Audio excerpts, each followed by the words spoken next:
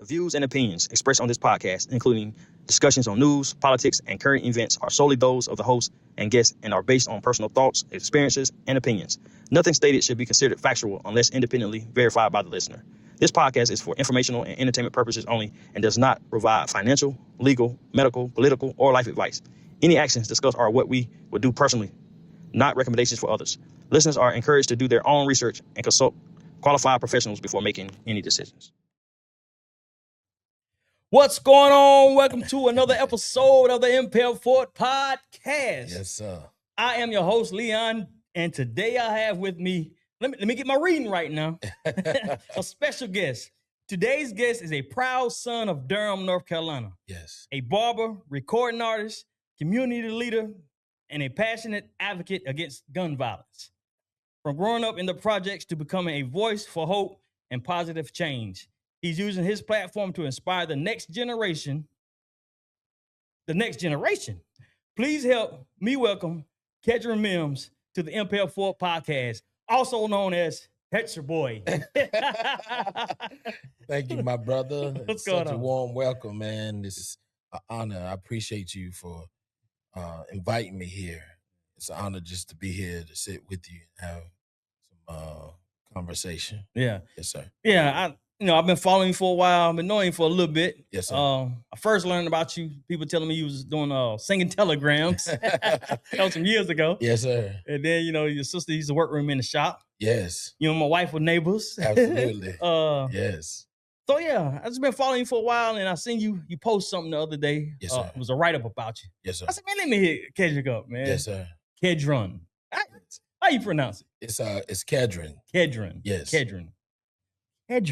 Yes. Yeah, so I say, let me hit him up, man, see if you want to come on, man. I'm glad Yes, you're sir. here, man. Yes, sir. Yeah. Hey, it's a blessing. Yeah. So how did you get started in barbering, man? Man, I literally stumbled up on it, man. So, mom and dad, when I was younger, they didn't make it, they split. And so my mom was a single parent at some point, raising 3 kids.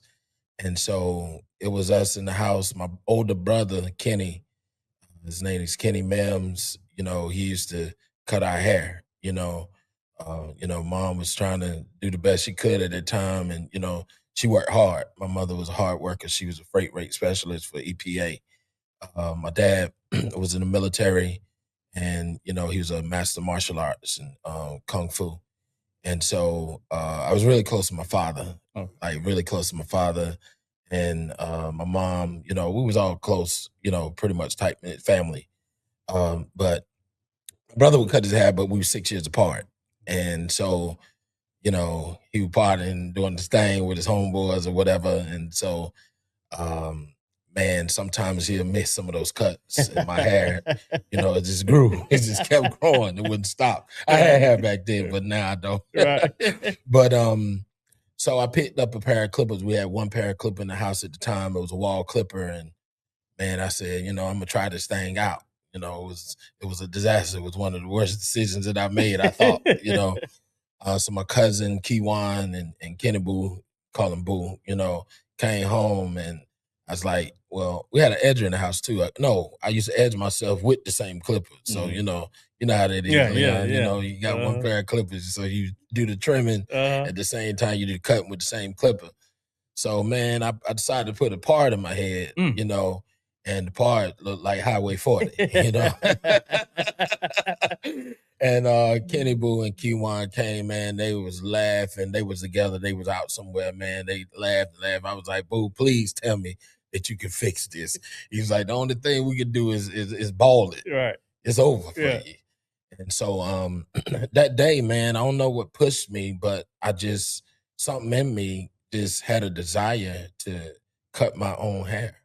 So I started out cutting my own hair at the tender age of 12 years old, and I just stuck with it, and I kept going. I had one mirror, and at our house, I used the other mirror and just did it. No one was teaching me. I was teaching myself. And, my brother maybe gave me a few lessons, but I later on connected with Jay Arrington at Invictus Barbershop. I became the sweep-up kid at Invictus and watched cars with I used to watch Jay Arrington's car, and he would teach me some things. And Bishop James Daniel, his family bought me my first barber kit when I was 13. Mm-hmm. Yeah. So how long did it take you to get? Now people ask me all the time, "Do you cut your own hair?" I be like, "No."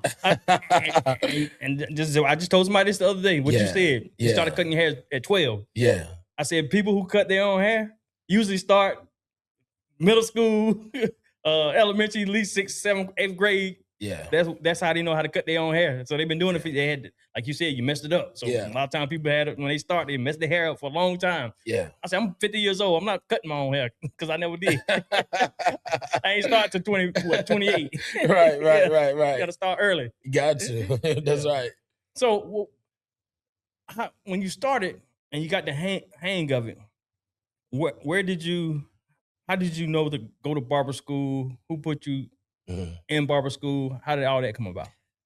Well, I was perfecting my craft, and being in the church. Our church at the time was a very family oriented type of church that we supported each other. You know what I'm saying? No matter who you was in our church, that was a Greater Joy Baptist Church. It was sat on Hardy Street in front of my grandmother's project, Napier Place. And so I was always, because my church was walking distance from my mom's house. My mom we stayed 1145 Fifth Street. And then, when I was growing up, but Naples Place was like walking distance from me, and the church was too. So I was frequently, walking those areas, those beats or whatever. But the support and the location, I think played a pivotal part of my success, being that I was so connected to the church and our church family.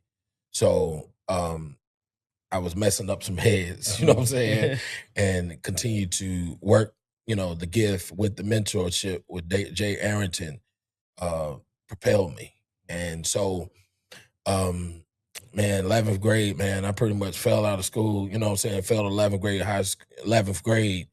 And, I had some good friends, but I had some friends, we didn't know that, probably was on the bad end of the tracks because we was young. Your mama say, listen, don't hang around him. You know what I mean? Right. But we, just didn't know why, didn't know why she was hanging around them. Telling us not to hang around them. But a lot of my friends end up going into the streets, joining the gangs. And, I got in some trouble when I was 13, and the police brought me home, man, and broke my mom's heart, and I told her that I'd never break her heart again. Yeah.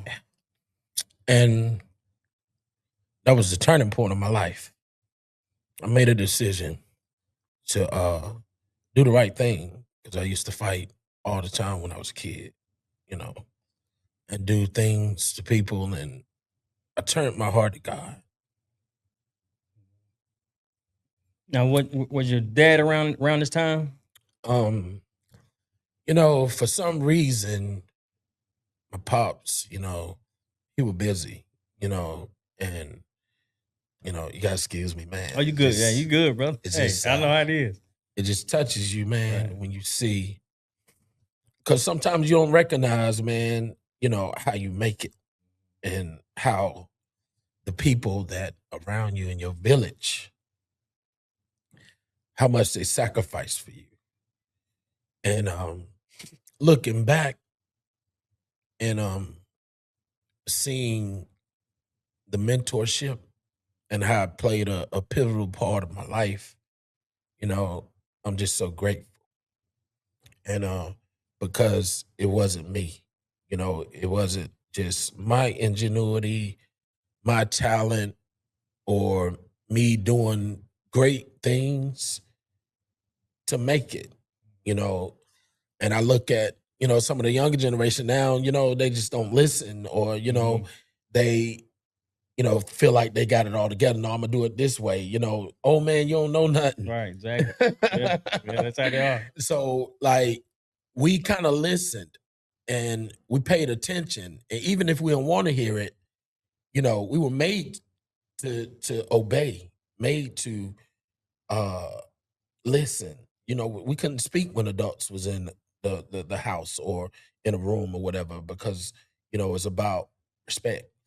But, you know, Jay Arrington, Bishop James Daniel, my stepfather, my uncles, because at that time my dad, he was doing his thing or whatever, and I had no resentment.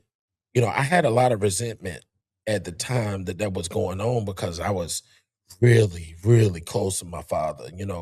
He taught me martial arts, and from the age of 5 to I was 13, I was always with him. He taught me how to sing, you know. I used to ride in the car with him, oldie but goodies, what I'm saying, like Marvin Gaye, and we would go to churches and sing, all the time, me and my dad. So it's just me and my dad doing that. But, around about, I say that 11th grade year of high school, I failed out of high school and I had to go to summer school. And that's when I see my homies, joining gangs, getting killed, making some bad decisions. And I said, I got to do something with myself. I gotta do something different. Right. Yeah, to see you get emotional talking about your mom, I understand that because when I went to prison, I didn't cry because I was scared. That was my exact thought. I cried because I knew I hurt my mother. Yeah. I remember that day sitting in the cell. I was like, man, what did I do? So I understand you getting emotional about that. Yeah, it's hurting moms and putting them through because a lot of times we doing things we putting them through pain. We not the only ones who going through it. They going through it. Your family going through it. So definitely understand that. So what was next for you? So you said your dad taught you how to sing. Yeah. And, of course, I was gonna get to that. So you touched on it a little bit. Yeah. Now, how was that? Tell me more about that. It was my dad, man.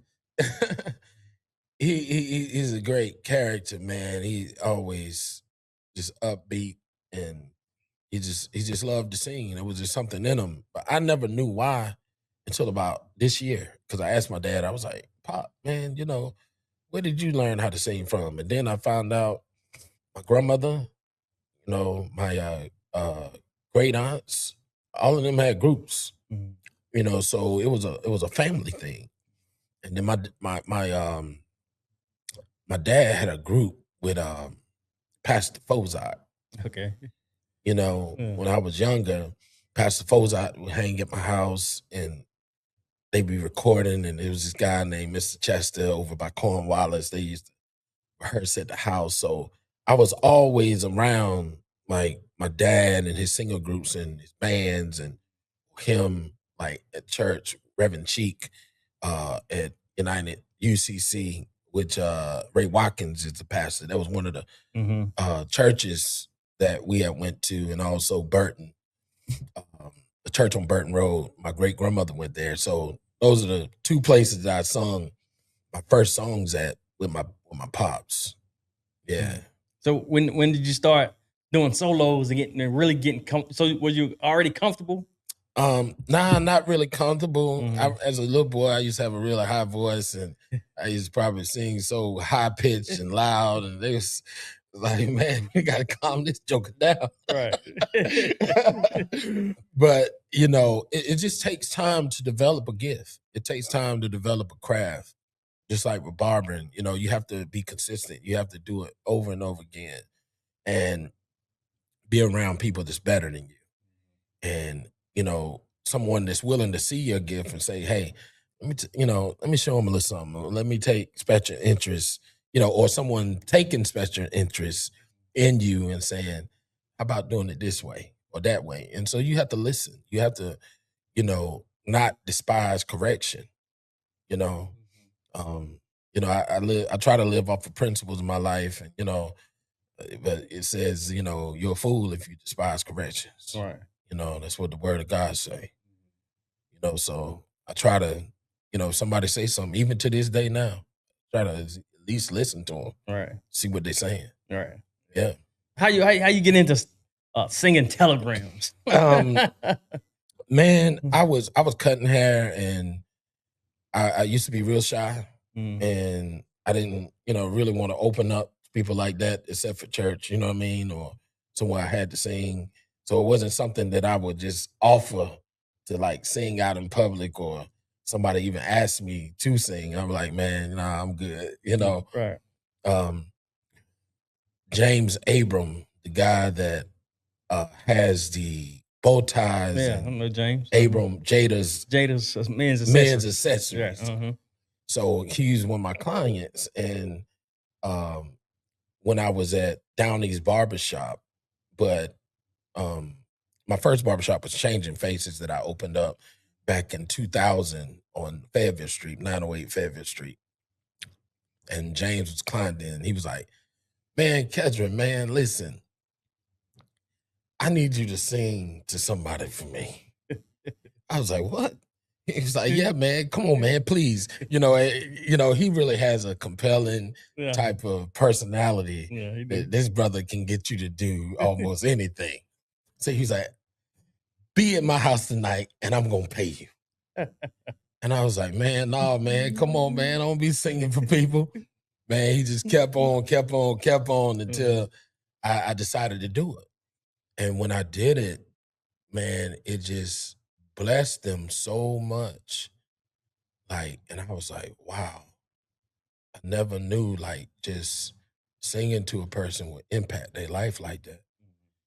And it gave me another level of confidence. And that's what I needed at the time. And I didn't know that I needed it. Right. Almost like prophecy. Like somebody could say, hey, Leon, I see something in you. Like, I see comedy. You're a great person. You're funny. But sometimes you can't see that in yourself. But other people could see gifts in you. And I needed that from James at that time. And so I had opened up, I went and printed off all these cards, and it was 919 singing telegrams. And I just started passing them out. It was a yellow card with a man singing with a circle around him. I started passing out, and I was charging $25 at the time. Mm-hmm. And all these people just started hiring me to sing. And man, then I changed it to Telegrams for You. And man, I just started singing to a lot of people all over the city, man. And it was just, I was blown away. Right. Blown away. That's what's up. I forgot what year was that when you started doing it? It was around about probably 2004. Oh, okay. Yeah. Around about 2004, I started doing it. Okay. So you got into barbering, you're singing. I mean, you had a conversation about a time that things could have got bad for you. Yeah. Tell me about that. More about that. The conversation we had when you were saying that you hit somebody. Tell me about that. Man, October the 7th, 2019. My whole life changed. I was on the way to pick up my daughter. I play racquetball, and prior to the pandemic, a friend of mine, Lionel Nelson, introduced me to racquetball, and we had a really good community of brothers at the Lakewood Y, and we would play racquetball consistently for about 5 years. And I was leaving Lakewood Gym and going to pick up my daughter for a dental appointment. And I had reached this terrible intersection, and it was at Juniper, Miami Boulevard, and Guthrie. And I just didn't see anything, in my view. It's two stop signs. So you go forward, like you have to stop, and then you have to go forward to the next stop sign. Okay. So trees were in my view, and I had later to find out there was some signage that was illegal in that area that impaired my visibility.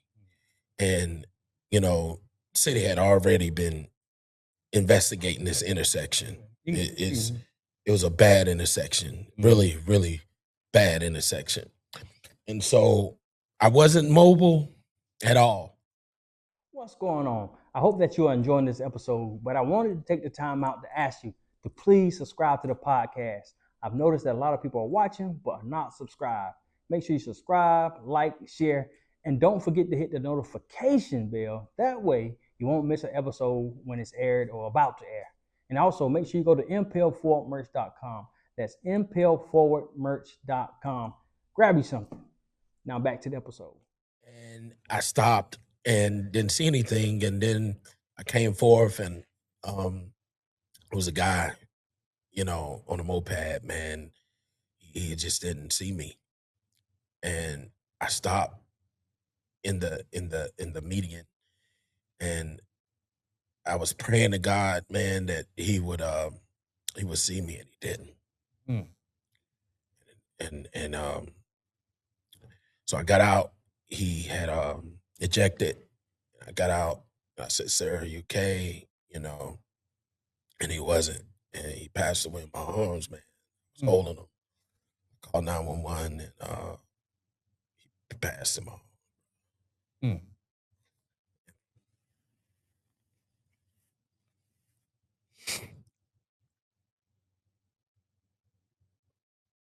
from that moment, man, my whole life changed, bro. Now, what did that make you start doing? Did it make you start thinking different, doing different? Yeah, it did. It made me take life, and it made more serious things that I used to take for granted. I just, I started writing a lot of music, during those times. It was very therapeutic for me, My daughter heard the phone call, She was at my mother's house, and I just didn't know what to think. I didn't know how to feel. I didn't know how to heal, but there were some people in my life, my mom, my cousin, my friend Ahmed, Pastor Chuck Reed from Rebuild, Pastor Nate, my brothers, Coach Moten, that really were there for me, during that time, to where that it created a bond of love, JT, Tate, my lady, Sharice,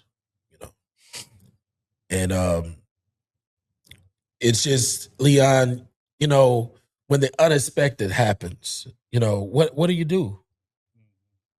How do you feel? Where do you go to? Who do you call? You can't do nothing but go to God. Yeah. And so he reshaped me, man, because it's just like, even if you do apologize, is it enough? You know what I'm saying? Right. Yeah. What do you do when you go on the news, man, and you plastered on the news for something bad? What you do when you can't explain, when people see you a certain way and you like, man, that dude right there, he bad. That dude going to prison. He in trouble. All right. So did it ever come? Now they weren't trying to press charges. It wasn't. Yeah, I got charged. I got charged by DUI. I mean, not DUI. I'm sorry. Misdemeanor death by motor vehicle. Okay. Yeah, and fell into Yale. But the only thing that saved me, as far from a freedom standpoint, is that I didn't have anything in my system. I didn't have no alcohol. I wasn't smoking marijuana. Like, that ain't something that I indulge to debauchery in my life. I like to be in control of myself, but I just like to tell people, because you don't know this, like, if you drinking, if you driving, if you are under the influence of anything and something happens, you're going to jail. You know, you're going to jail. And that just gave me the opportunity. Now I like to speak to younger people to tell them, listen, you just make sure that, you're doing the right thing, because you're up on the investigation immediately. Your car is getting pounded immediately. You don't have any chance to say, hey, hold on one second, Right. Mr. Officer. Right. Yeah. You know what I'm saying? Yeah. Nah, that's not happening. Yeah. And so I also read that, I think I read this. That you couldn't read for a long time. I had a problem reading. Yeah, man. You've done your homework. Yeah, man. I grew up illiterate, man. And man, it's crazy you say that, man. I was just talking to somebody about this the other day, or today actually. And I went to 5 elementary schools, man, and I don't blame my parents for none of this, but we just had some issues in the household, man. When kid goes through divorce, sometimes the kid suffers in areas that sometimes the parents can't, catch them, rebound, because your parents is going through, and your parents is trying to make it. And, your parents took a step to love, but no one really understands how this is going to turn out sometimes. You know what I mean? And so I was falling in education, man, as a kid. And I remember going to all these elementary schools and it was just a fog for me. I really had a issue. And my mom and, my dad, they try to do something about it at the time. I went to Camelot Academy. It was a private school.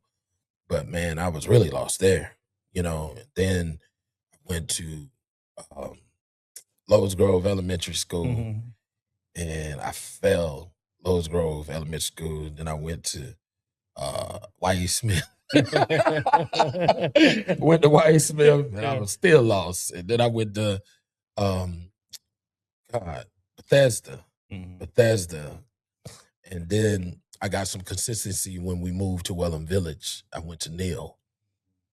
And that was better, but I still, wasn't putting things together like that. So I knew it at an early age, something wasn't clicking for me, but I had learned how to adapt. So I became a great listener. And so I became to where that I would look at things on the menu or whatever, but somebody might say it. And if I didn't know it, I was like, what you say you getting?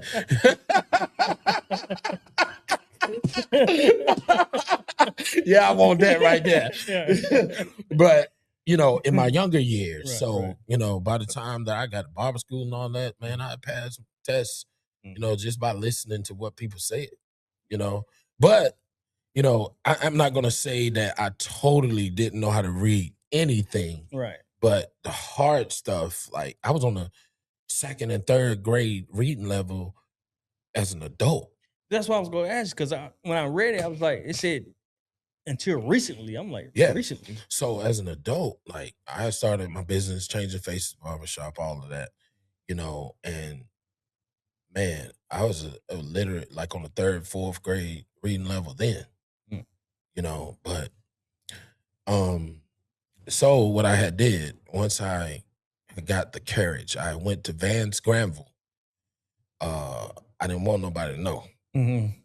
Passed high school, graduated from high school, all that. So I went to Vance Granville, and I said, listen, I got an issue. I need help. And they made me take a standardized testing for GED. And I went and took that test, and it was 3rd, 4th grade reading level. And I was like, man, it hit me hard. And I said, man, I signed up for the class, and they pretty much was making me take a whole GED program all over, but it wasn't working. And I knew it wasn't working. So I had bought a hook on phonics, and my niece, you know, she was like coming up through grade school. I was like, you need to know how to read. So look, let me get this. This is my niece. Right. So I said, well, we can do this together. This is right. This is what I'm saying in my head.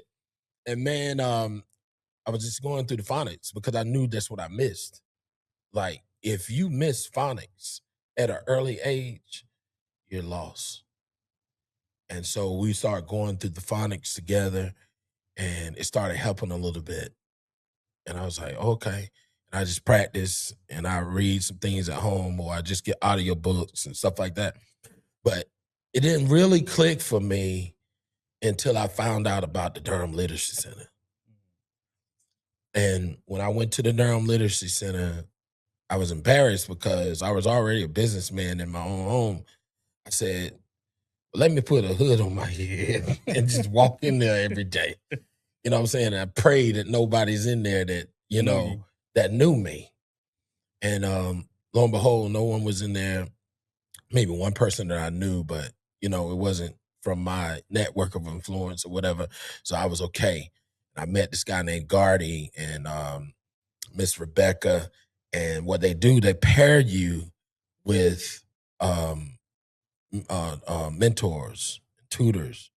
And so I had met Miss Marianne Marlowe, and she was one of my tutors. And she had graduated from Duke University and stuff like that, man. And we went through it, and you know, I was really busy or whatever. And so I think I stuck with her for like a year, 10 months or something like that. And man, it just really started to gel. And, you know, she had me like reading books and stuff like that, challenging me and reading like To Kill a Mockingbird. And we just, you know, just highlight the words that I didn't know. And we'll go through and start looking up words and finding them and going through phonics at the same time. And then I got Miss Kim, that was another mentor of mine, that they paired me with after I finished working with Miss Mary Marlowe. And then they gave me a standardized testing and tested me, and I was well over to college reading level. So during this time, how old were you around that time? In my 30s. In your 30s. Yeah. Yeah. You took the initiative to Yeah. go really learn how to read. Yeah. Yeah.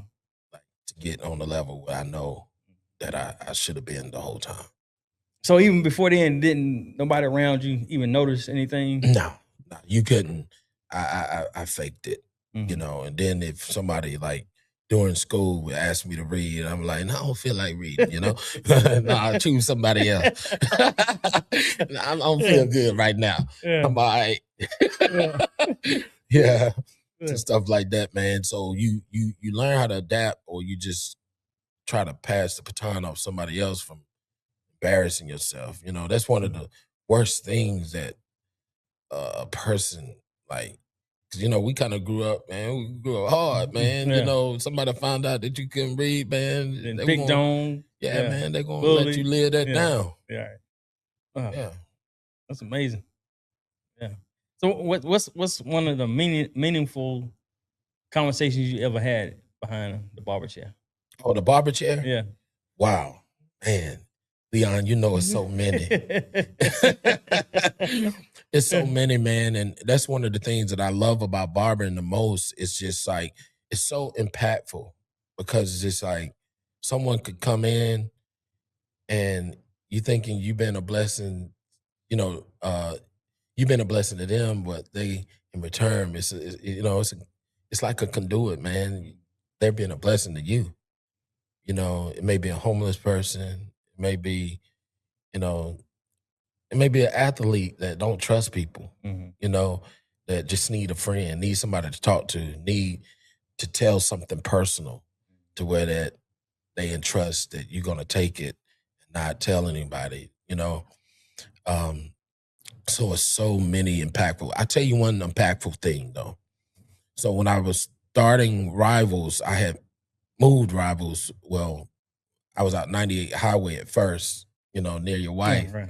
And so I shut it down. I wanted to be centralized to downtown. It ran its course when I was on 98 Highway. It was expensive to be out there. Yeah. So I Oh, said, yeah. you know what? Yeah. I need to, just find something else, Right. and hopefully it'd be a better situation. But when I came to downtown, I was doing a lot of the work myself. I painted the building on the inside or whatever. And I seen this dude. This dude's like, "Hey man, y'all left a key in the car." And he brought the key to the truck that one of the what's the guy contractors was working. They was putting the flooring and all of that stuff inside of the barbershop. And he was just such a nice guy. And I was like, "Here, man, here's a couple bucks or whatever," because he told me they was homeless or whatever. And he was like 19. Mm. And I was like, "What are you doing for work?" He was like, "I ain't working right now. I'm staying at the homeless shelter." And I was like, "Wow." I said, "Well, come on here and help me out." He was like, "Are you serious?" I was like, "Well, I'm building the shop. We're trying to get it ready. You know how to paint?" He was like, "No, I ain't never paint before." I was like, "Well, this is all you do, man. I ain't no master painter myself, but we're going to paint this building." Man, he helped me finish the whole shop. And man, we finished it and had a grand opening, and he had never spoke before in a public setting. And so he came, we paid him, and he spoke for the first time at the grand opening. Mm. It was just so impactful and empowering to me, knowing that a young man that was homeless, that never done anything of that magnitude as far as work and never spoke, that we was able to empower him. And he was the person to, like, one of the main contractors of Rivals. Mm. Oh.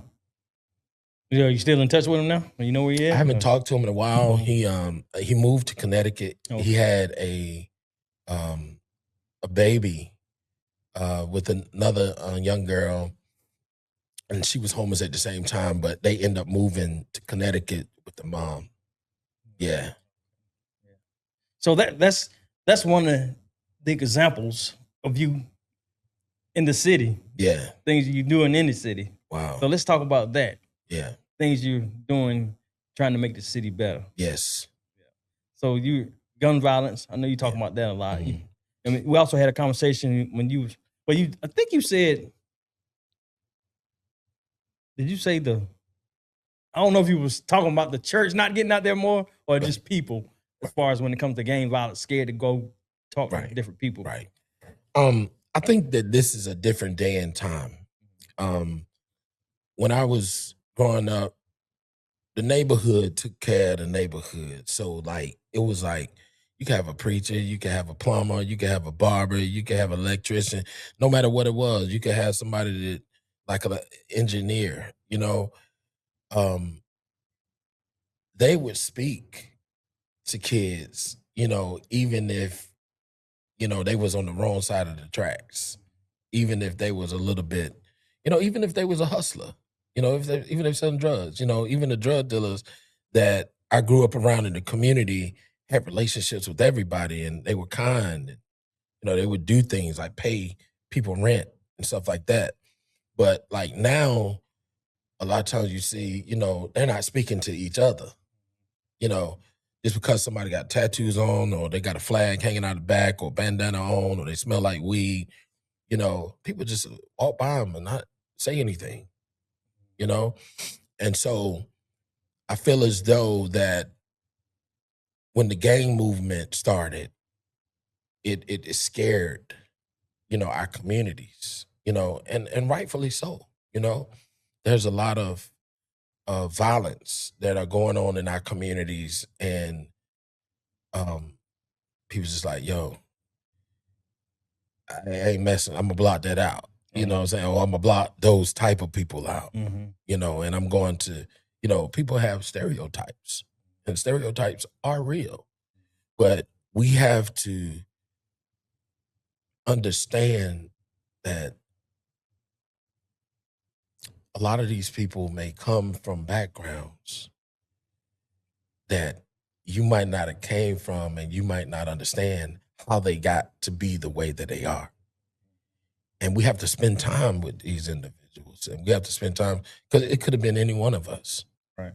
You know, a lot of stuff stemmed from poverty, or, you know, a person's mom might have been hooked on drugs, or, you know, they might not have had the upbringing that a lot of us had, or mentors speaking into their life at the time.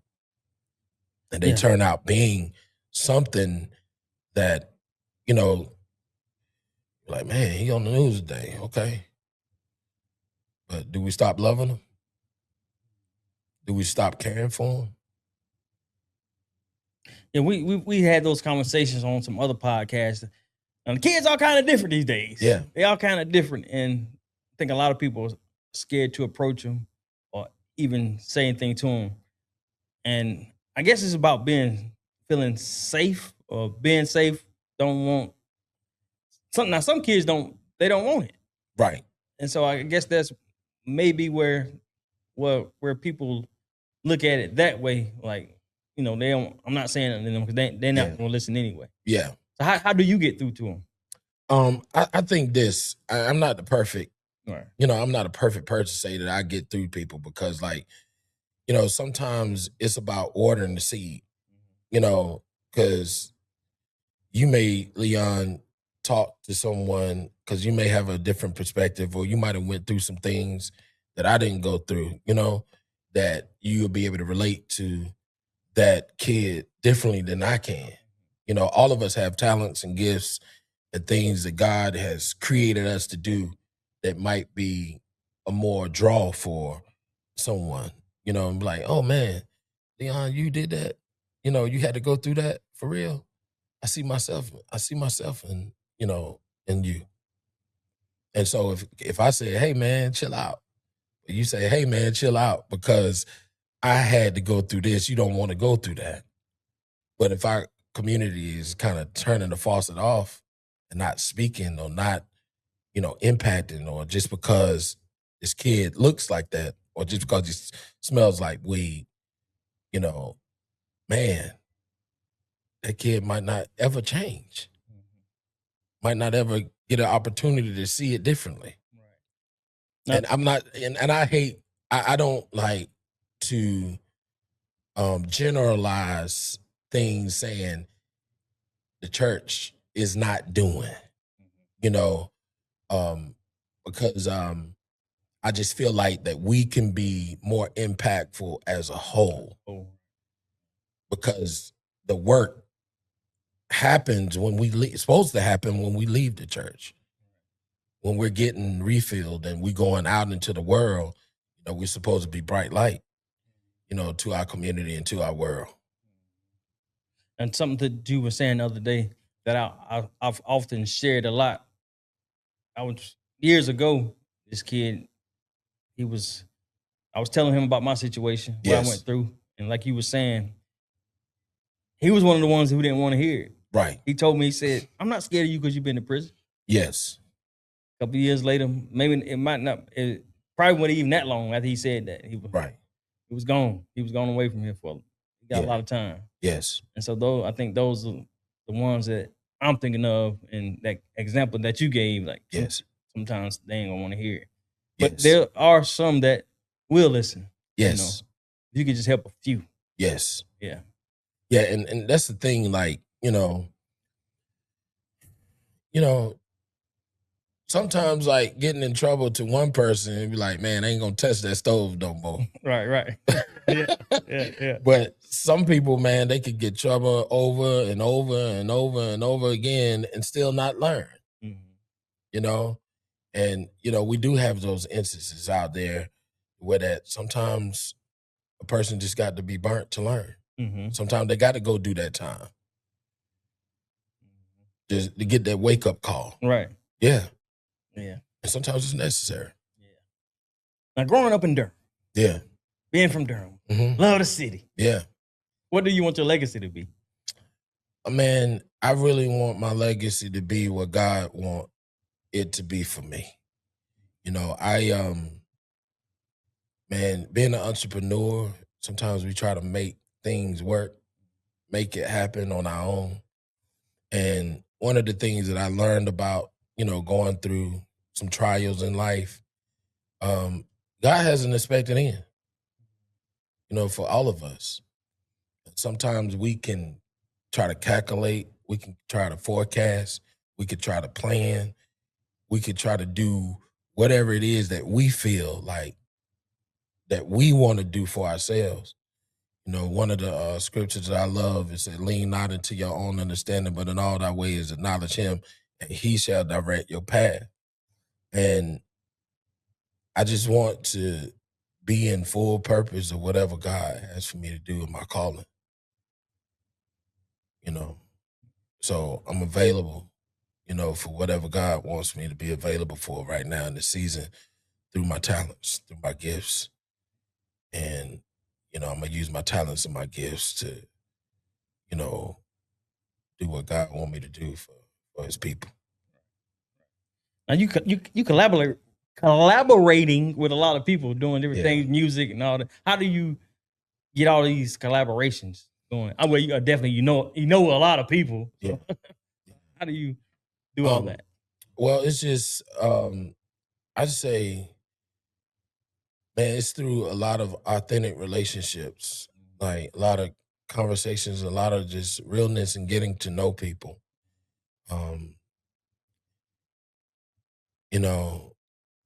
Seeking you shall find, knocking the door should be open. I really believe that, when you're set out to do something and when you feel like that God is giving you a vision and you launch out and, this is something that has been placed on your heart, you have to have faith and you have to believe. And you have to, even when it seems like it's impossible, you got to see it through. So what do you do when it seems like things ain't going your way? Because sometimes, like you said, being an entrepreneur, being in this business, sometimes trying to put things together, it ain't going your way like you want it to. What do you do? Man, sometimes you have to stop. You have to meditate. You have to pray. You have to ask God, like, really, like, am I supposed to be doing this? Am I supposed to be connected to this person? You got to go with instinct. You have to. And sometimes you have to know yourself.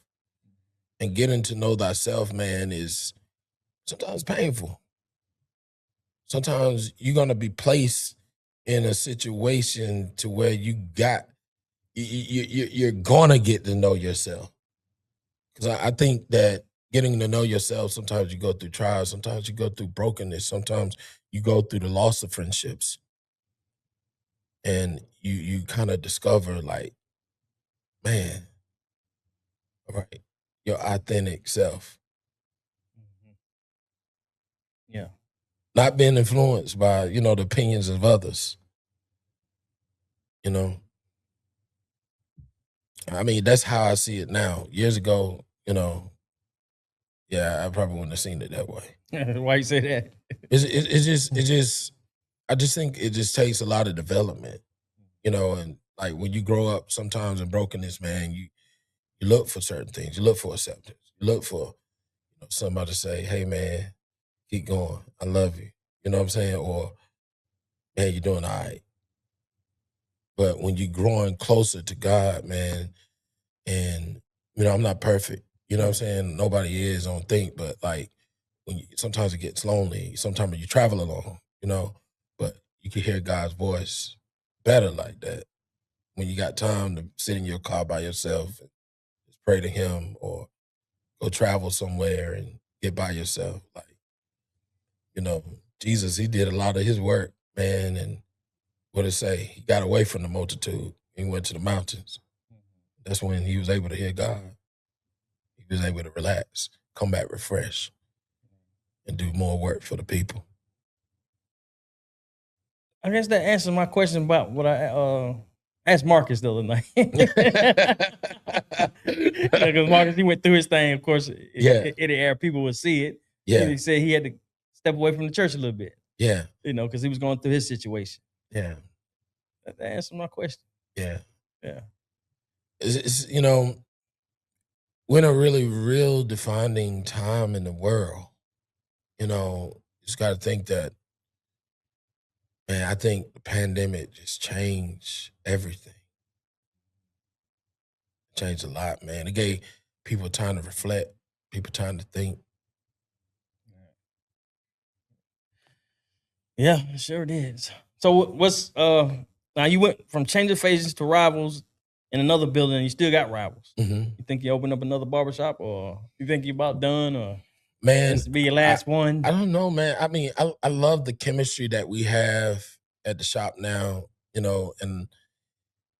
I try to treat everybody like men. That's what they are, and we got a few bylaws that we run by, we go by, just make sure to taking care of the community, and we're respectful of all people, kids, pastors, all types of people. When you're a barber, man, people come to your place because they like the establishment or they're drawn to you. And we just try to be a beacon of hope in the community, no matter what it is. So right now, man, I'm just, on a mission for whatever, God has for me right now. I used to, want to have all these shops and stuff like that, but the time right now is for what I'm doing right now, to impact our community. Right. And you made a song for Durham. Mm-hmm. What's the name of it again? It's called the Bull City Anthem. The Bull City Anthem. Yeah. How long did it take you to write that? Or what made you write it? So, man, I was working on a country album, country pop type of infused album. Okay. And I did a song called Rodeo. And I wrote a song called Rodeo. I was just in my car and I was riding out, and this the way that I write music, God gives me melodies. You know what I mean? So it's not like, a musician come to me say, write a song to this track. Right. And I can do it that way too. But, God gave me this gift to hear music, from atmosphere. And so, this beat just came, admit. I was riding in the car, Right. and I came up with the hook, riding this rodeo, it'll get a little wild, but it's worthwhile. And so, I was equating that, say, riding this rodeo, it'll get a little wild, but it's worthwhile. And I was like, man, that'll be like really cool because you can equate that to life. You can equate it to love, equate it to a lot of different things. And so I was writing that, and I went and shot a video to it during COVID. And I wanted to do something just different. And I was like, man, it sounds like, bull riding. Right. You know what I'm saying? This is, somebody, that's how life is. You get on the bull, and you might ride on it a little while, and it's rough, but, boom, you get knocked off. So they could apply with anything, a job, relationship, anything. Like, you got to ride it, and it might be rough, but in the end, it's going to pay off. It's going to be worthwhile. And so I wrote that, and I wrote 16 songs on an album. The last song, I was like, I want to pay homage to my city. Okay. And that's how I came up with the Bull City Anthem. So I haven't released the album yet. I did 5 videos in COVID, and wrote songs or whatever.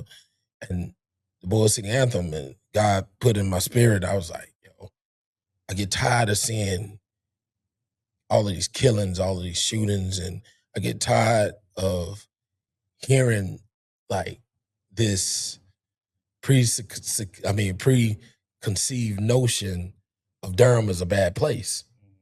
Durham has been good to me. Right. You know what I'm saying? So many people have supported me in our city. Every business that I've ever had, it's so much support and there's so much love here. Whether you see person are good or bad or whatever, Durham is a place like no other to me, you know? And so I said, man, I want to write something to pay homage to them. And I did. And I gathered a lot of politicians, a lot of just people from Italian Pizza Rib, Chicken Hut, to the mayor, to everybody, just people out on the street in the community. I said, man, I love my city. That's what I do. I love it. I love it. I love Durham. You just mentioned something. We ain't got to go too deep in it. That's fine. I don't even know if you went deep in it, but you mentioned the word politician. Yeah. Right. How do you think things are running in Durham, on your opinion? I think this. I'm not a politician. Right. I'm not. And I'll probably never be into politics because I know where my gift lies. Right. My gift is to inspire. My gift is to use my gifts to be an impact, whether it be barbering or whether it be singing, whether it be writing music or whether it be film. From my perspective, if you look at the numbers that has rolled out, okay, about Durham is in the top 1, 2, 3, 4, 5, ratings in a lot of things. You know what I mean? We could be living in any other city. Now, I know that there's people that have issues with gentrification. Right. And I know it's different. And I know that there are people that are hurting. When we was raised in Redland Village, man, the houses over there was like $50,000, $60,000, $70,000, to buy, and some cheaper. But now the houses are like $400,000. Right. And so some people feel like, man,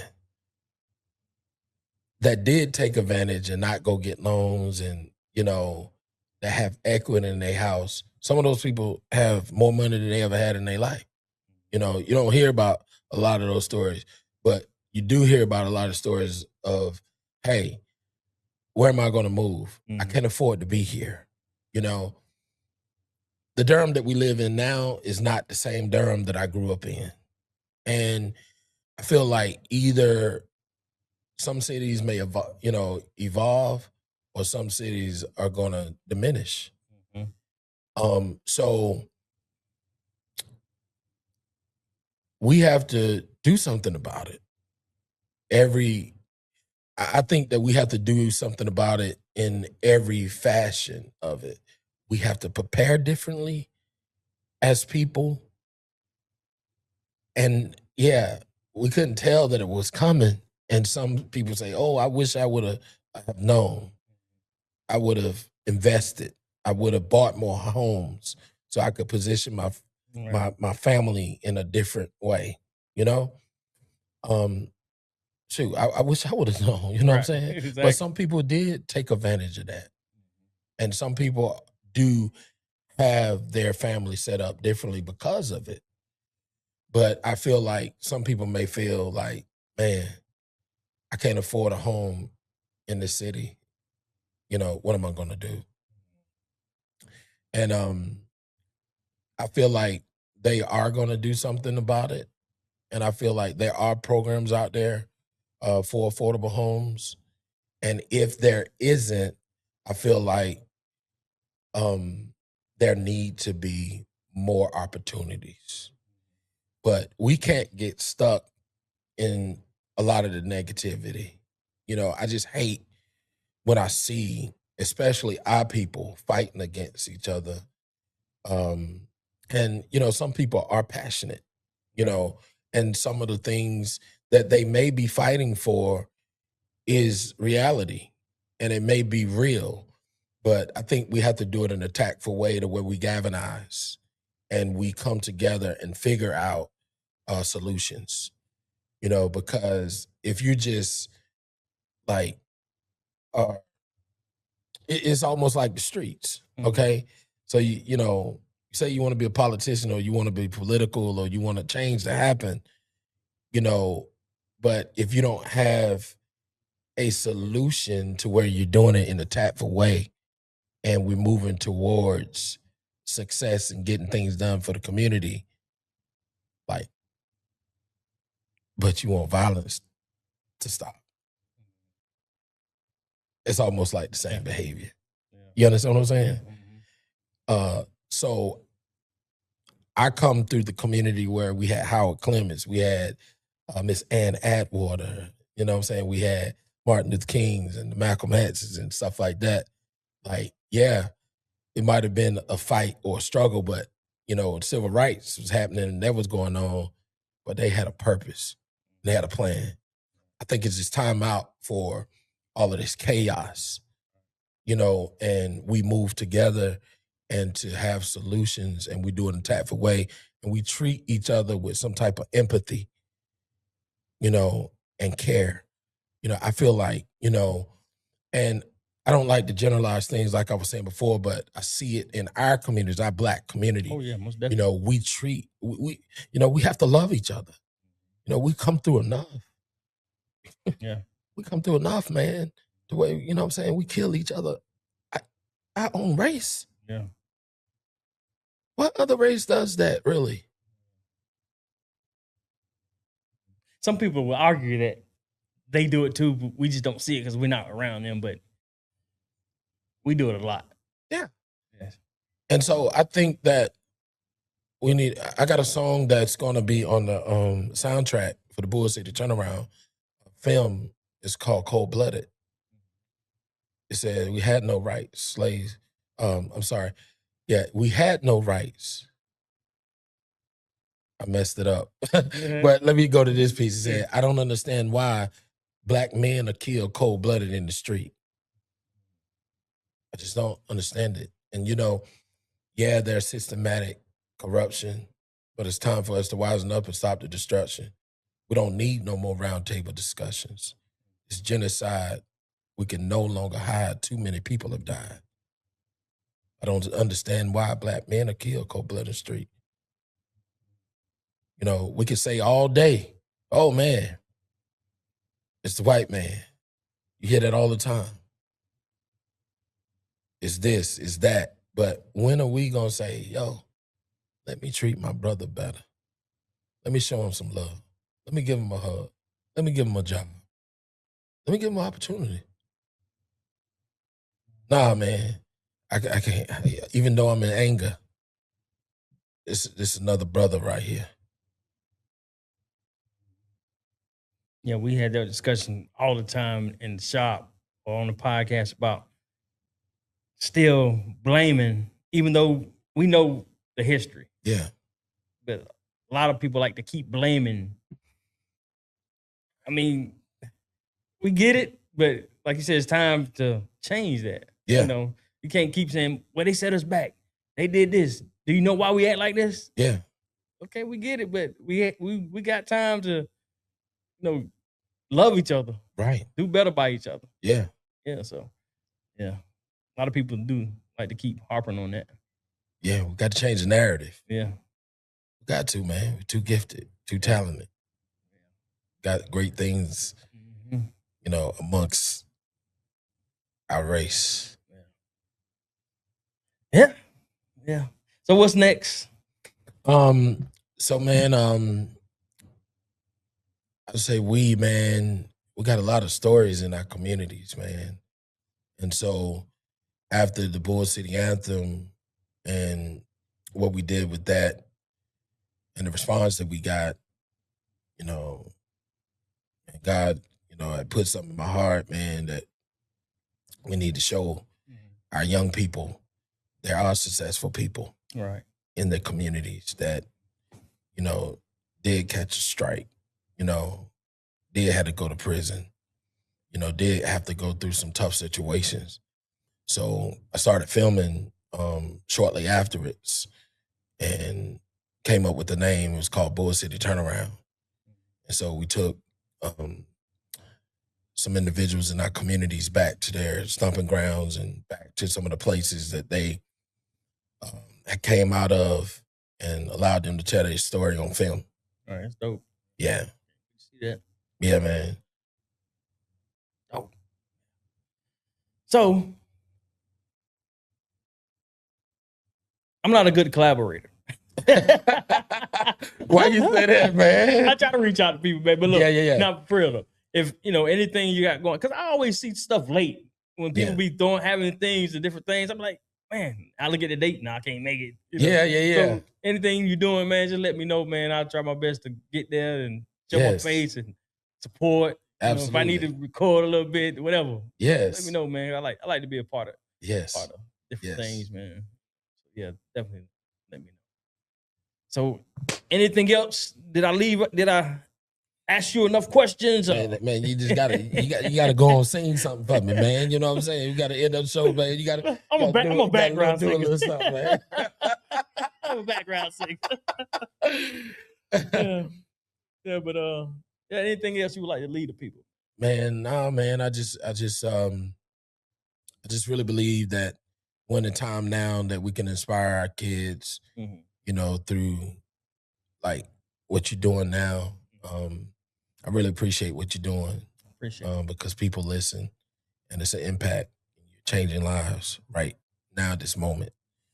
Somebody's going to hear something that you say, or someone that you invite on the show, to where that a parent might not be able to say it the right way to them, but they hear something that you are doing on Impel Forward, man. Because I really love your hat, y'all.